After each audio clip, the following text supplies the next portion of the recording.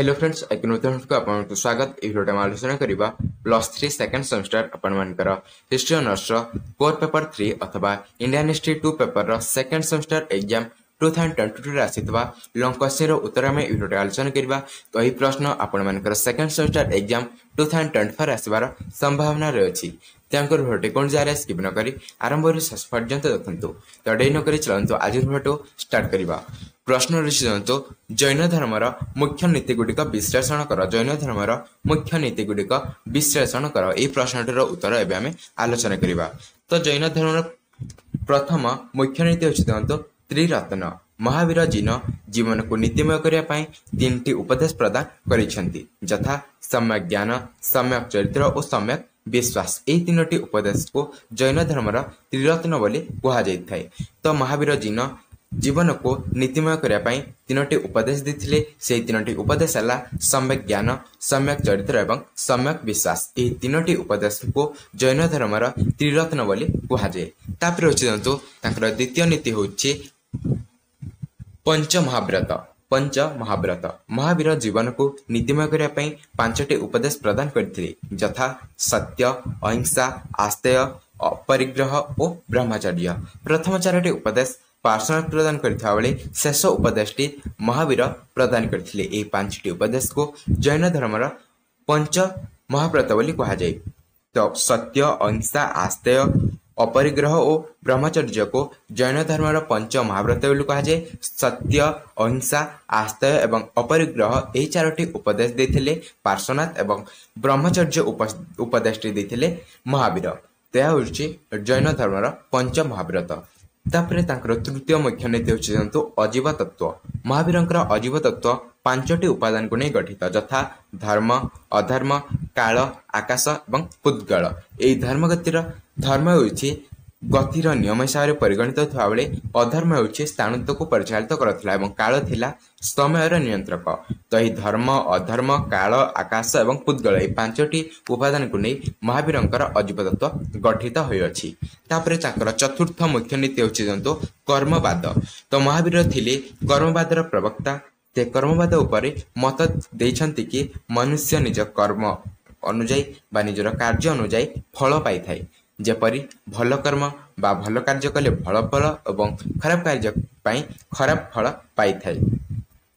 तो महावीर होउछंती कर्मवादर प्रवक्ता एवं से निजको कर्मवाद उपरे निजे एक मत देइछंती। से मतटी होछि मनुष्य निज कर्म अनुଯାୟୀ फल पाई थाए। से भल कर्म कले भल फल पाइबो एवं खराब कार्य कले खराब फल पाइबो बोली से कहिसंती। तापरे तांकर पंचम नीति होछि अहिंसा। महावीर थिले अहिंसार प्रवक्ता। ते मत देथिले जे जड़ और चेतनार मध्य जीवन अछि, तांको मध्य कष्ट होई थाए, यथा जल, आकाश, कीट, पशु, पक्षी, पहाड़, माटी, पत्थर।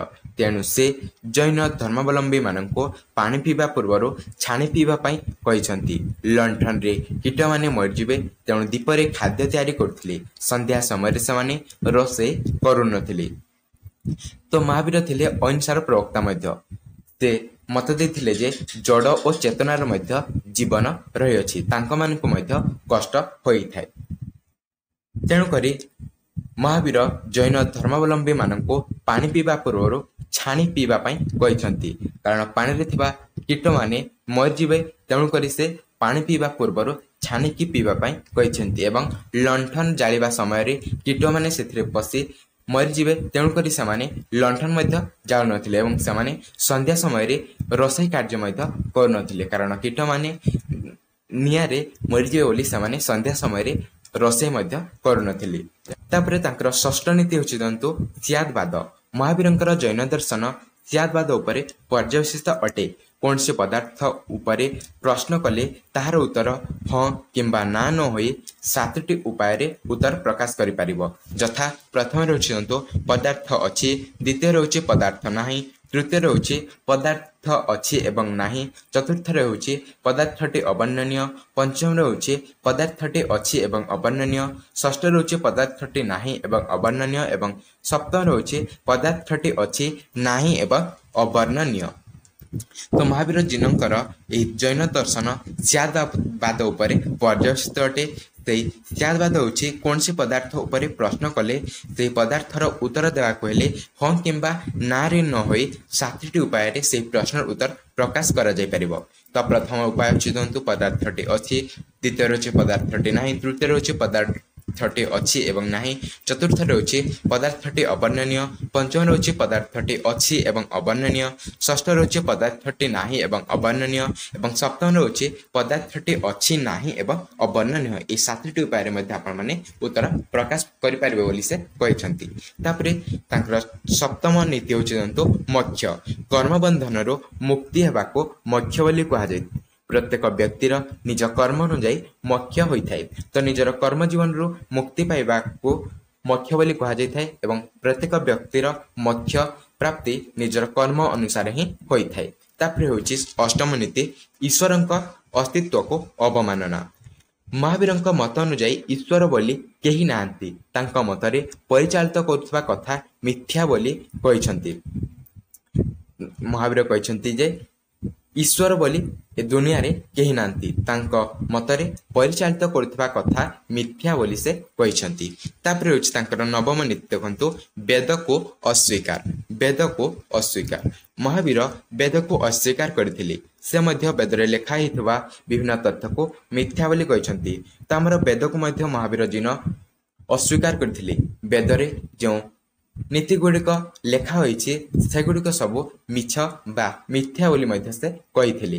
ତାପରେ ହେଉଛି ତାଙ୍କର ଦଶମ ନୀତି, ଏହା ହେଉଛି ତାଙ୍କର ଶେଷ ନୀତି କଠୋର ବ୍ରତ ଓ ଆତ୍ମାଶୁଦ୍ଧି। କଠୋର ବ୍ରତ ଓ ଆତ୍ମାଶୁଦ୍ଧି। ମହାବୀରଙ୍କ ଅନୁଯାୟୀ ମନୁଷ୍ୟ ନିଜର କର୍ମ ଅନୁଯାୟୀ ଫଳ ପାଇଥାଏ। ଯେପରିକି ଭଲ କାର୍ଯ୍ୟ କଲେ ବା ଭଲ କର୍ମ କଲେ ଭଲ ଫଳ ଏବଂ ଖରାପ କାର୍ଯ୍ୟ କଲେ ଖରାପ ଫଳ ପାଇଥାଏ। ସେ ମଧ୍ୟ ମତ ଦେଇଛନ୍ତି ଯେଉଁମାନେ ବ୍ରତ ଓ କଠୋର ତପସ୍ୟା କରିଥାନ୍ତି ସେମାନେ ମୋକ୍ଷ ପ୍ରାପ୍ତି ହୁଅନ୍ତି ନାହିଁ।